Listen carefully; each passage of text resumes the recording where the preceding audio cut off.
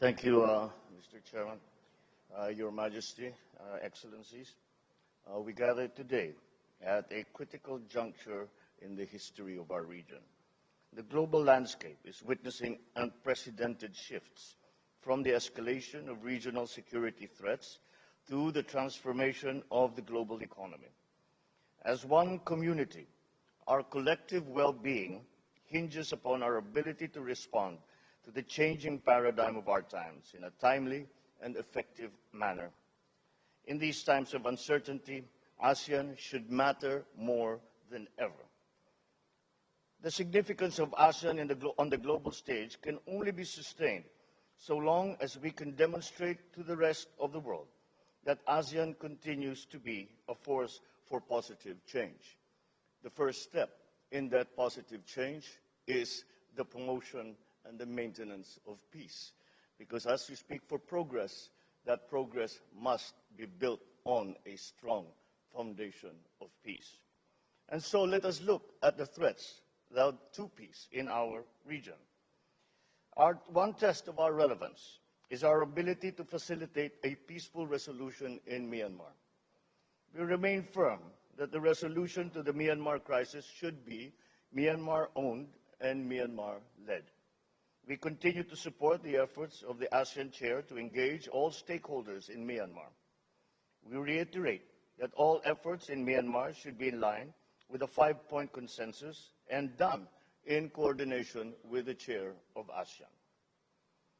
Your Majesty, Excellencies, our vision for the South China Sea is a sea of peace, stability, and prosperity.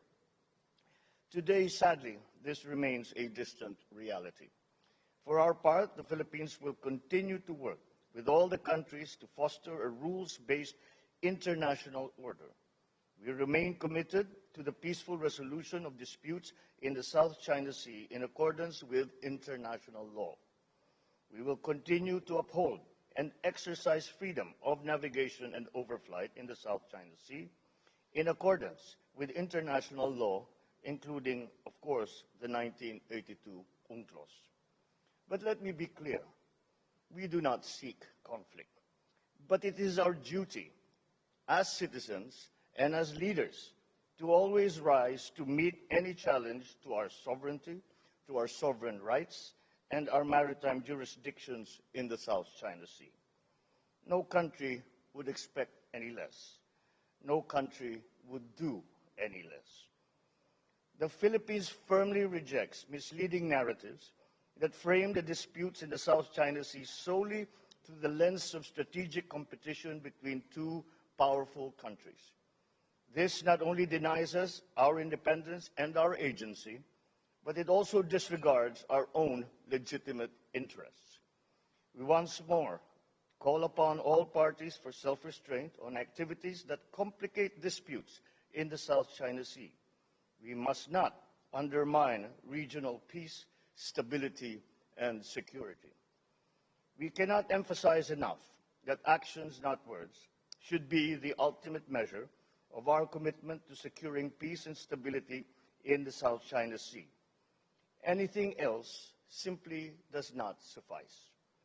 We therefore seek your support for the operationalization of practical measures such as the ADMM guidelines for maritime interaction, which we envision will be expanded to our external partners in due time.